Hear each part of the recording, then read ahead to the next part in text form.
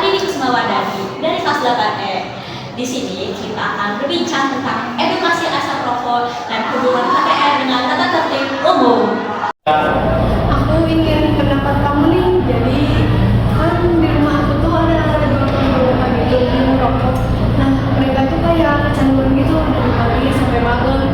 Aku tuh kan rumahnya bersebelahan, jadi aku tuh merasa terganggu karena asap rokok itu masuk ke rumah aku.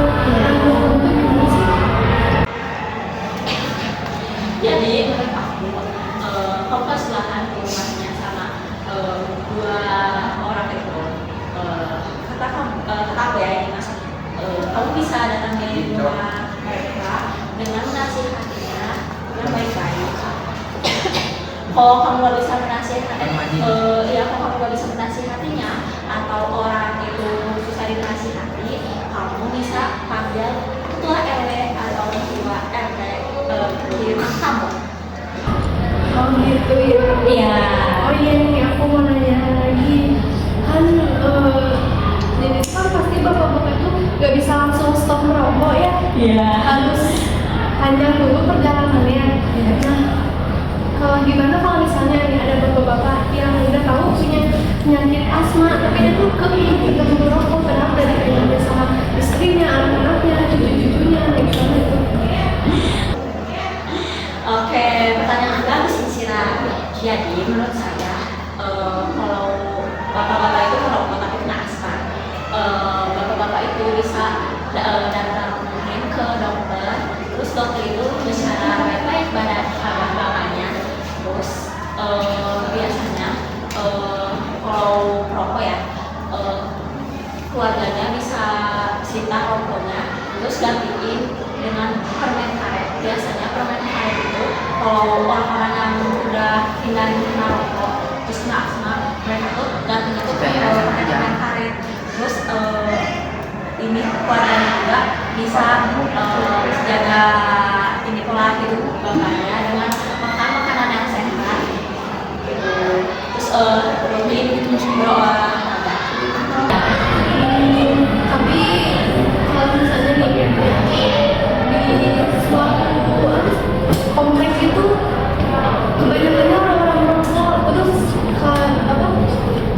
RT-nya tuh ngebikin kayak apa ya, kayak pekerjaannya itu bagus banget loh, kayak ngedatengin di setiap rumahnya itu kayak dokter kayak gitu ya, terus sehingga bisa berhenti merokok. Nah kalau misalnya tetap nih ada yang nuntut gak mau berhenti merokoknya, nah itu harus gimana sih biar bisa berhenti gitu? Biar bisa berhenti ya, sebenarnya itu bingung aku juga. Aku belum ada jawaban juga gimana, tapi menurut aku gimana ya, sebenarnya sisa ada jawabnya Yang lain? Jadi kata aku, Apa?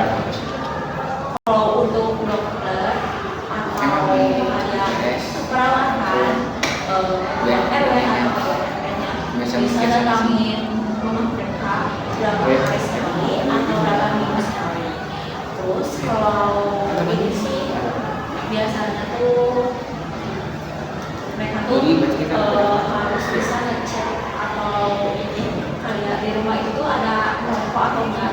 Terus kita juga sebagai generasi masa depan muda Indonesia itu harus kayak bisa bikin alat pendeteksi asap rokok. Kebetulan kakakku ikut salah satu organisasi di Kota Bandung dan dia punya proyek yang bernama kayak sesuatu alat itu buat pendeteksi asap rokok ini. Dan kakakku itu pernah ngedeteksi di sekitar rumah dan pernah beberapa kali muncul yang ada yang merokok di sekitar rumah.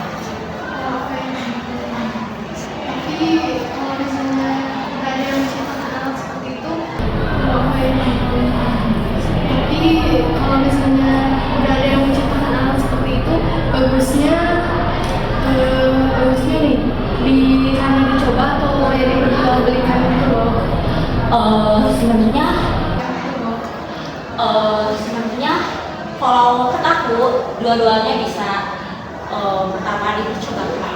Kalau udah selesai alat itu, sebenarnya kita tuh bisa dicobain ini berhasil atau enggak. Waktu yang kakak itu ya, ini tuh berhasil. Kalau diperjualbelikan atau enggak, kalau kita yang bikin atau orang yang lain tentang orang lain yang kita mendeteksi asap rokok ini, sebenarnya bisa dibikin juga kan. Dia bisa dibikin, terus kita juga bisa diperjualbelikan. Kalau jalan ke aku, ini tuh benda ini tuh disimpan di sekolahnya sama di organisasinya.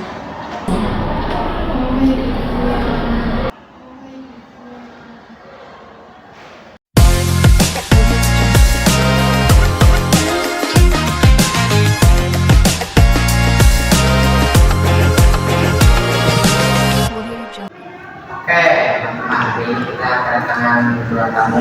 Pertama dari kelas 7 Andini dan Insyira dari kelas 7E. Hari ini kita akan mengadakan podcast tentang ketertiban umum dan kawasan tanpa rokok kayak ini. Saya ingin bertanya. Nah, saya ingin bertanya nih.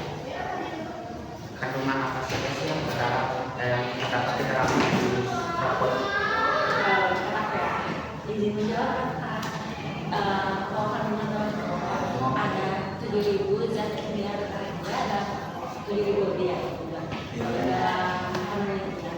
Terus kalau ada kandungan apa saja, ada tar, nikotin, karbon dioksida, terus dan tembakau juga. Terus kalau itu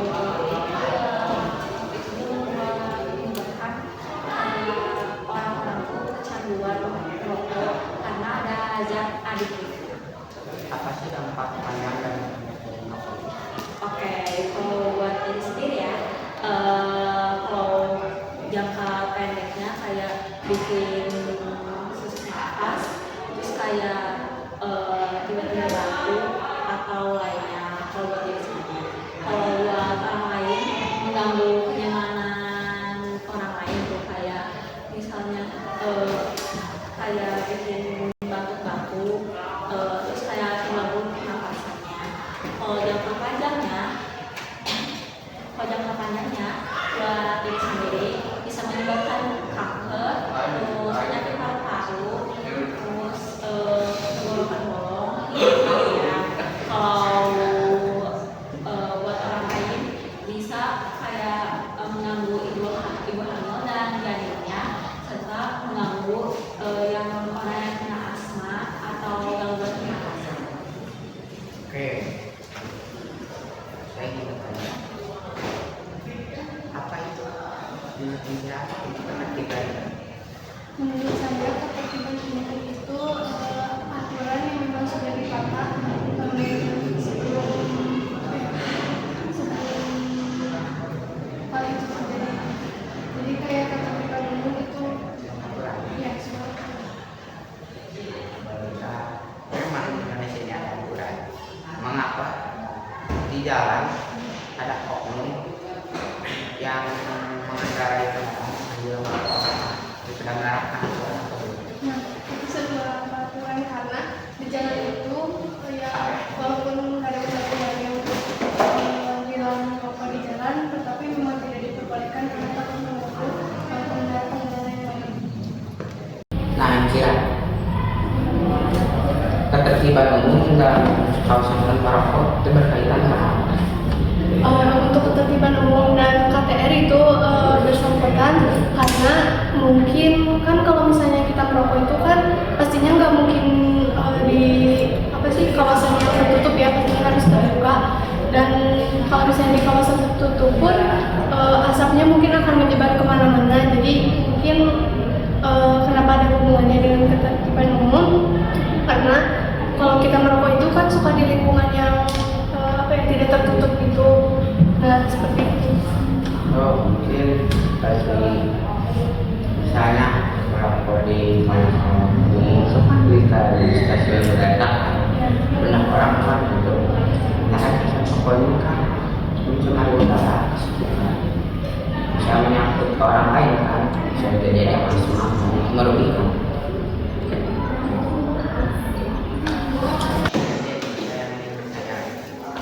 Apa sih peran remaja dalam menciptakan lingkungan tanpa asap rokok? Menurut aku sendiri sebagai anak yang pernah masuk organisasi di kota, jadi peran aku tuh biasanya mengadakan hari di mana hari tanpa rokok sebelumnya.